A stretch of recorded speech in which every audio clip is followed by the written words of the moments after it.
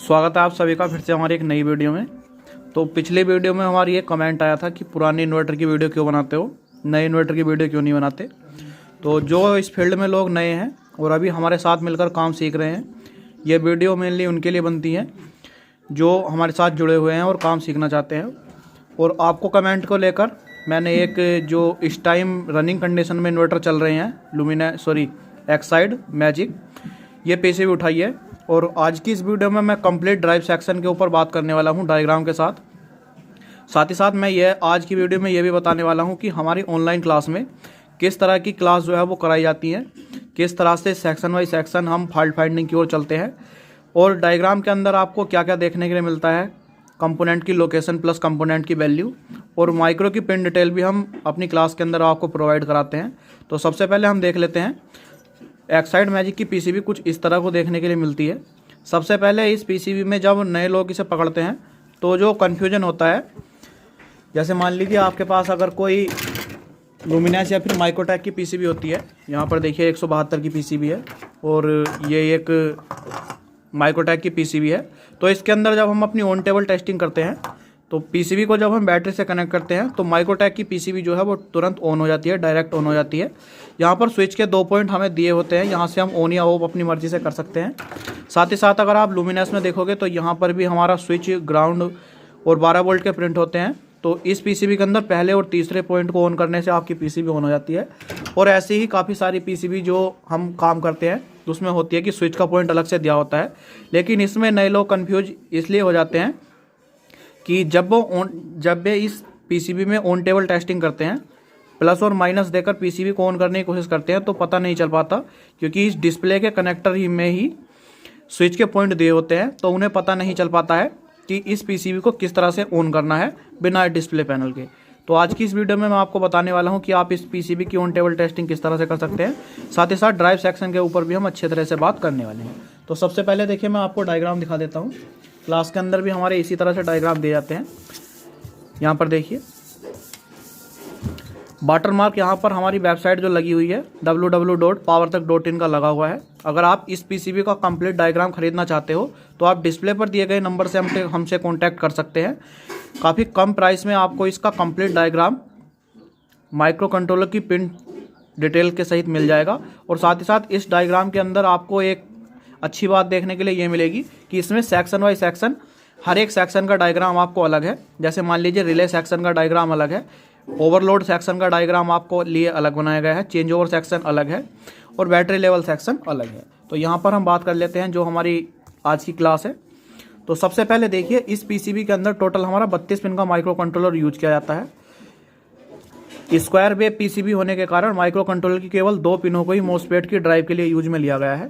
Micro controller की pin number 22 और pin number 27 जो है वो इस पीसीबी के अंदर मोस्फेट ड्राइव आउट पिन है। यहाँ से ही हमारे मोस्फेट की ड्राइव जो है वो आउट होती है। जब आप पीसीबी को बैटरी से कनेक्ट कर देते हो, सामने की ओर से आपकी पीसीबी ऑफ रहती है। बैटरी से कनेक्ट करने के बाद जब आपकी पीसीबी ऑफ रहती है तो उस कंडीशन में आपको पिन नंबर 22 पर 1.5 वोल्ट और पिन नंबर 27 पर 1.5 वोल्ट देखने के लिए मिलता है। लेकिन जैसे ही आप सामने की ओर डिस्प्ले पैनल में स्विच को ऑन करते हो तो यहाँ पर आपको पिन नंबर 22 और पिन नंबर 27 पर 12.5 वोल्ट की कंडीशन में जब आपकी बैटरी 12.5 वोल्ट चार्ज होती है तो पिन नंबर 22 और पिन नंबर 27 पर 3 वोल्ट की सप्लाई देखने के लिए मिलती है। अभी मैं आपको लाइव वोल्टेज बिल्कुल चेक करके दिखाऊंगा कि कौन से पिन पर आपको कितने वोल्टेज देखने के लिए मिलता है। बस आप वीडियो में लास्ट तक बने रहें। इतना होने के बाद ये सीधी जो सप्लाई है वो हमारी आती है ट्रांजिस्टर पर। कौन सा ट्रांजिस्टर है, कहाँ लगा हुआ है, यहाँ पर हम देखते हैं। तो सबसे पहले हम चैनल नंबर 1 की बात करते हैं। चैनल नंबर 1 हमने जो हमारा 7805 है, इस साइड वाले को चैनल नंबर 1 मान रखा है और दूसरे वाले को चैनल नंबर 2। तो सबसे पहले देखेंगे पिन नंबर 22 जो है वो चैनल नंबर 1 को कंट्रोल कर रही है और पिन नंबर 27 जो है वो चैनल नंबर 2 को कंट्रोल कर रही है। पिन नंबर 22 से ड्राइव निकलने के बाद सीधा हमारी R2 की लोकेशन पर एक रेजिस्टेंस कनेक्ट है 4.7 किलो ओम की। इस रेजिस्टेंस के माध्यम से जो है एक डिवाइडर, वोल्टेज डिवाइडर बना हुआ है। इसके बाद ये सीधी जो सप्लाई है वो हमारे 1F ट्रांजिस्टर पर जाती है। यहाँ पर देखिए 1F ट्रांजिस्टर पर जाती है। 1F ट्रांजिस्टर के बेस पर आपको लगभग 1 वोल्ट देखने के लिए मिलता है। अगर आपको ठीक से नज़र नहीं आ रहा है तो टेंशन लेने की आपको कोई ज़रूरत नहीं है। आप डिस्प्ले पर दिए गए नंबर से हमसे ये डायग्राम जो है वो PDF फॉर्म में ले सकते हैं। उसके बाद आप अपने मोबाइल पर इसे जूम कर भी देख सकते हैं। Q5 की लोकेशन पर 1 amp ट्रांजिस्टर लगा हुआ है।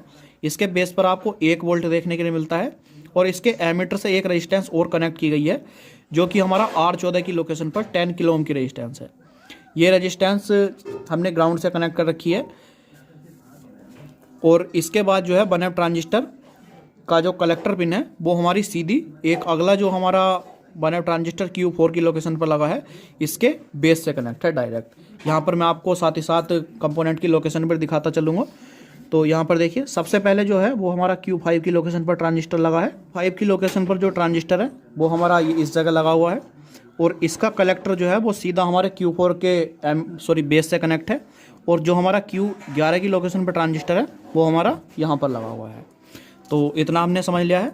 सबसे पहले जो सप्लाई है वो हमारे Q5 के बेस पर आती है। Q5 के बेस पर सप्लाई आने के बाद कुछ ये सप्लाई जो है वो हमारी एम्पलीफाई होती है।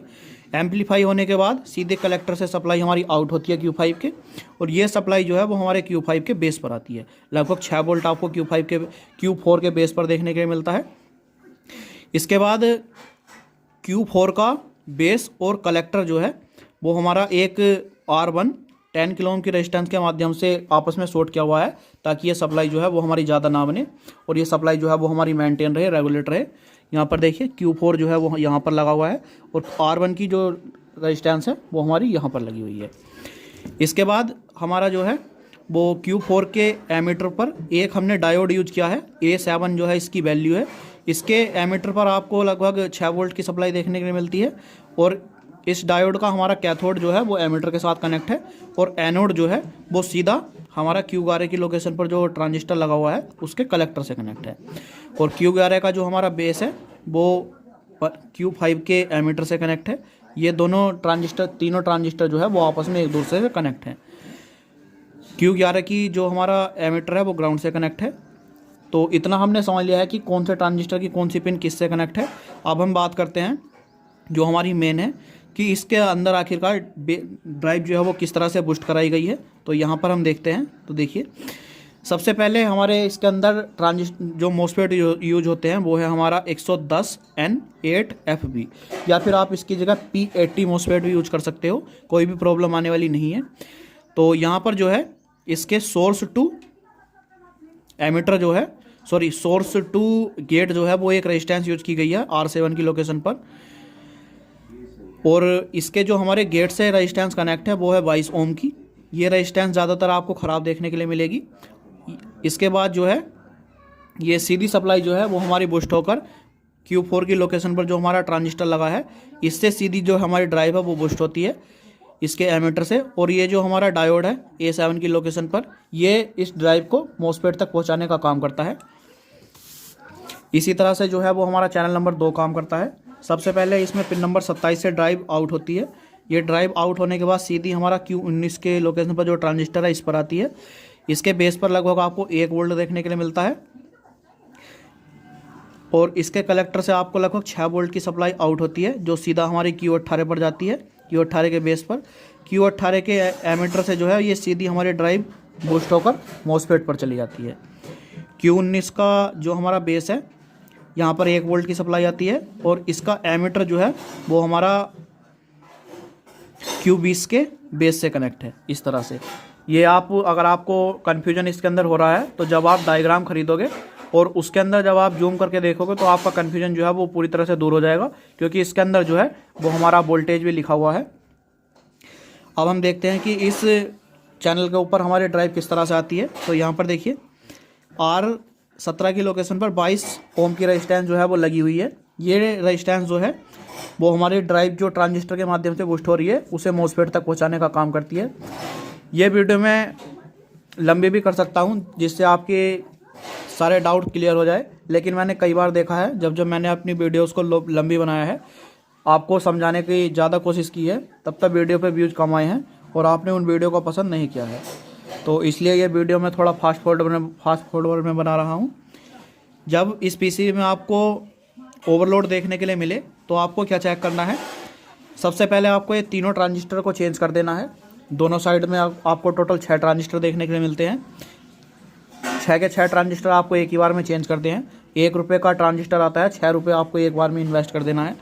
उसके बाद आपको चेंज करना है Q7 और Q8। टोटल आपको 8 रुपये की लागत लगानी है और सारे ट्रांजिस्टर एक बार में चेंज कर देने हैं। अगर आपका माइक्रो कंट्रोलर सही होगा तो आपकी ओवरलोड की प्रॉब्लम जो है ड्राइव सेक्शन से वो 100% सॉल्व हो जाएगी। अब इसके अंदर ओवरलोड की समस्या जो है वो हमारे 358 की साइड से भी आती है। ये 358 की साइड जो है डायग्राम के अंदर काफ़ी अच्छी तरह से दर्शाया गया है, आप वहाँ पर देख सकते हैं। अब मैं आपको दिखाता हूँ कि इस पीसीबी के अंदर आपको लाइव वोल्टेज की कौन सी पिन पर कितने वोल्टेज आपको देखने के लिए मिलते हैं। तो यहाँ पर पीसीबी, ये स्क्वायर वेव पीसीबी भले ही है, लेकिन इसके अंदर एक बात है कि जब तक आप इसके अंदर ट्रांसफार्मर कनेक्ट नहीं करते हो ये पीसीबी आपकी ओवरलोड पर चली जाती है। तो उसके लिए हमने इसके अंदर एक ट्रांसफार्मर लगाया हुआ है। मल्टीमीटर को हमने 20 वोल्ट पर सेट कर लिया है। यहाँ पर देखिए, थोड़ा कैमरे को ऊपर करते हैं। अब देखिए पीसीबी के अंदर जो है वो बैटरी की लाइन आ चुकी है। मैं इसे इस पॉइंट से ऑन करता हूँ तो देखिए पीसीबी हमारी ऑन हो चुकी है। सबसे पहले हम देखते हैं जो हमने आपको बताया है कि पिन नंबर 22 और 27। तो सबसे पहले हम उसके ऊपर ही वोल्टेज को चेक करते हैं। यहाँ पर देखिए पिन नंबर 22 पर आपको मैंने बताया है 3 वोल्ट देखने के लिए मिलेगा। तो पिन नंबर 22 जो है वो यहाँ पर है, तो इसे हम देखते हैं। ये देखिए यहाँ पर आपको 3.09 वोल्ट की सप्लाई देखने के लिए मिल रही है जो हमारी पिन नंबर 22 है। पिन नंबर 27 हम देखते हैं तो देखिए 25, 26, 27 पर आपको लगभग 3 वोल्ट की सप्लाई देखने के लिए मिल रही है। अब मैं एक बार आपको मोसफेट की ड्राइव और चेक करा देता हूँ। तो यहाँ पर देखिए लगभग 3.78 वोल्ट की आपको यहाँ पर ड्राइव देखने के मिल रही है। दूसरी ओर से मैं आपको चेक कराता हूँ तो यहाँ पर भी सेम ड्राइव आपको देखने के लिए मिल रही है। इसका मतलब जो है वो हमारी ड्राइव ओके बन रही है। अब मैं आपको इस पर एक लोड चेक करके दिखा देता हूँ। तो यहाँ पर देखिए 100 वाट का मैं बल्ब लेता हूँ और ट्रांसफार्मर की आउटपुट से मैं इसे चेक करके दिखाता हूँ। यहाँ पर देखिए ये जो है ट्रांसफार्मर की आउटपुट आई हुई है, ताकि आपको मन में कोई डाउट ना हो कि पीसीबी में ड्राइव बूस्ट हो रही है या नहीं हो रही। तो यहाँ पर देखिए ये 100 वाट का एक मैंने बल्ब कनेक्ट कर दिया है। अब मैं पीसीबी को ऑन करता हूँ। देखिए बल्ब जो है वो हमारा ऑन हो चुका है। यहाँ से देखिए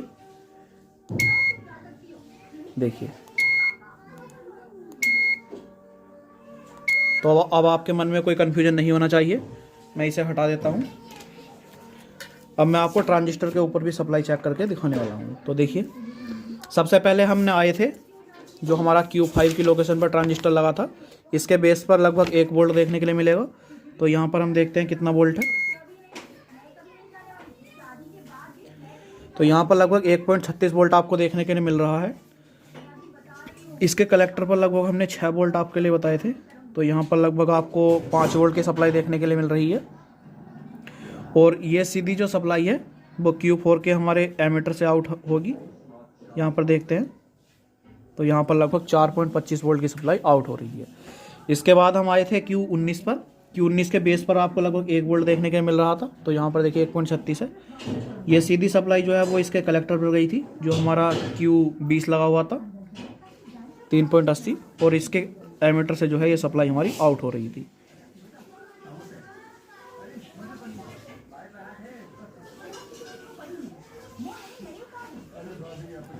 मैं पिनों को ठीक से लगाता हूँ। ये देखिए तो इस तरह से जो है इसका ट्राई सेक्शन काम करता है। आपको अगर ये डायग्राम चाहिए बिल्कुल PDF फॉर्म में तो आप डिस्प्ले पर दिए गए नंबर से हमसे कांटेक्ट कर सकते हैं। ये डायग्राम आपके नंबर पर सेंड कर दिया जाएगा। वीडियो देखने के लिए आपका धन्यवाद।